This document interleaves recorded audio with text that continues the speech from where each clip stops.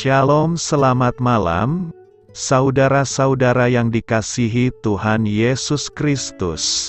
Selamat berjumpa dalam renungan pada malam hari ini, doa dan harapan saya.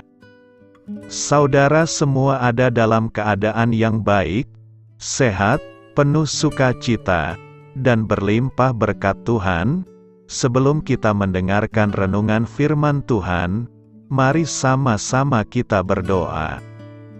Bapa kami yang di sorga, Bapa dalam nama Tuhan Yesus Kristus, Bapa yang baik, Tuhan yang selalu mengasihi dan peduli kepada kami bersyukur untuk berkat kemurahan Tuhan.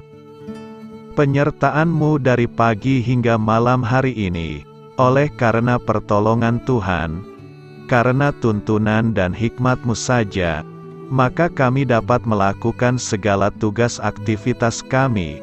Pada saat ini kami mau mendengarkan sabda firman-Mu, urapi kami Tuhan, agar kami mengerti dan taat melakukan kehendak-Mu.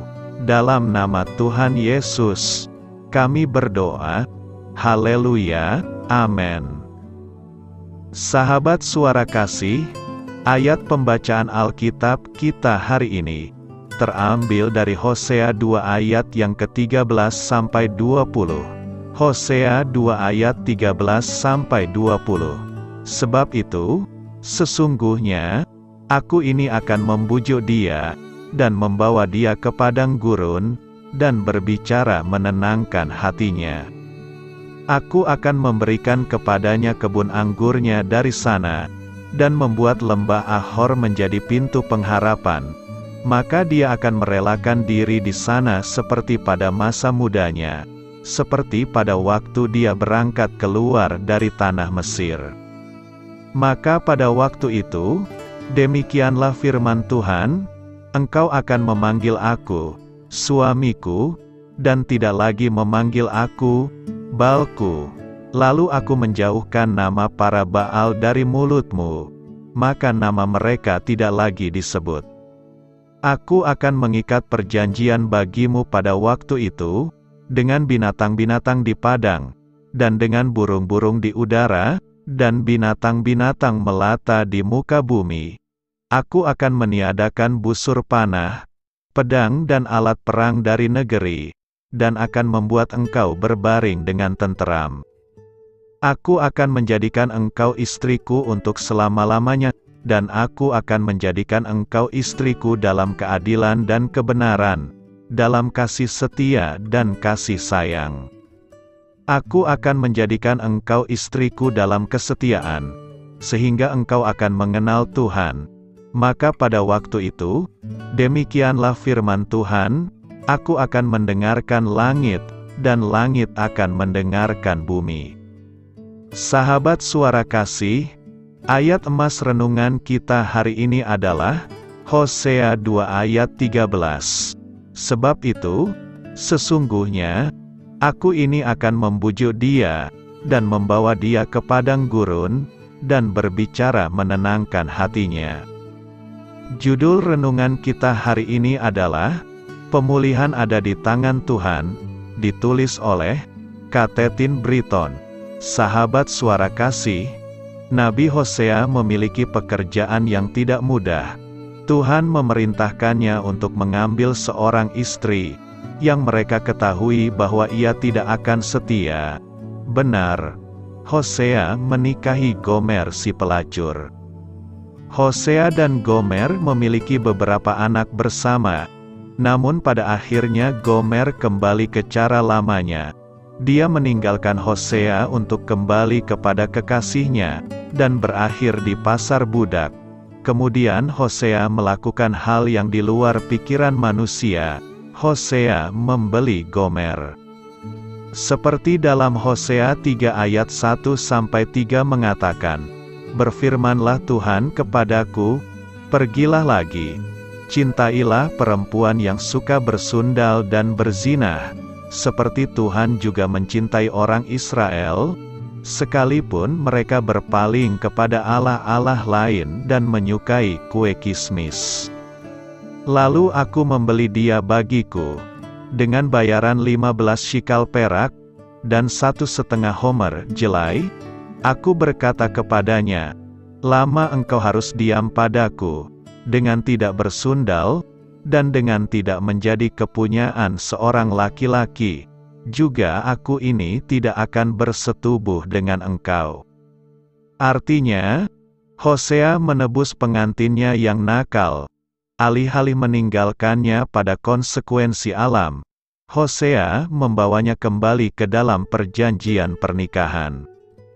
Sejak awal, Tuhan menjelaskan kepada Hosea mengenai rasa sakit dari pengkhianatan, tidak tahu terima kasih, dan sifat yang berubah-ubah dari Gomer adalah sama seperti yang dialami Tuhan dengan mempelai wanitanya, yaitu bangsa Israel.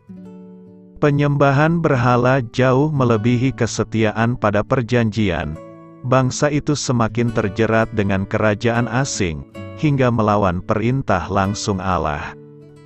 Mereka adalah pengantin yang nakal, dan nasib mereka tidak kurang dari Gomer. Hosea meyakinkan setiap orang Israel tentang konsekuensi alami dari tindakan mereka, dan perbudakan kemiskinan yang akan datang nantinya. Namun Tuhan tidak sekalipun meninggalkan mereka. Sebaliknya, ketika semua yang mereka percaya dilucuti, Tuhan tetap terbuka pada mereka dan berkata, sebab itu, sesungguhnya, aku ini akan membujuk dia, dan membawa dia ke padang gurun, dan berbicara menenangkan hatinya. Aku akan menjadikan engkau istriku untuk selama-lamanya, dan aku akan menjadikan engkau istriku dalam keadilan dan kebenaran, dalam kasih setia dan kasih sayang. Setelah semua hartanya dan kemakmurannya hilang, dewa-dewanya meninggalkannya, Israel mendapati bahwa mereka bukanlah objek murka tertinggi, tetapi belas kasihlah yang tertinggi. Semua ini terlepas dari pelanggaran perjanjian, janji, dan rasa tak berterima kasih kepada Tuhan, yang telah menyelamatkan mereka dari perbudakan.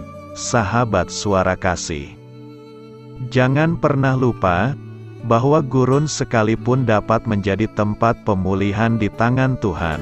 Marilah kita renungkan, Tuhan ingin kita tahu bahwa kita bukan hanya memiliki semua kenyamanan dan kesenangan makhluk kita darinya, tetapi bahwa Dia masih memiliki hak dan gelar yang tak terbantahkan atas mereka, bahwa mereka lebih miliknya daripada milik kita, dan oleh karena itu, harus digunakan untuk Dia, dan diperhitungkan kepadanya.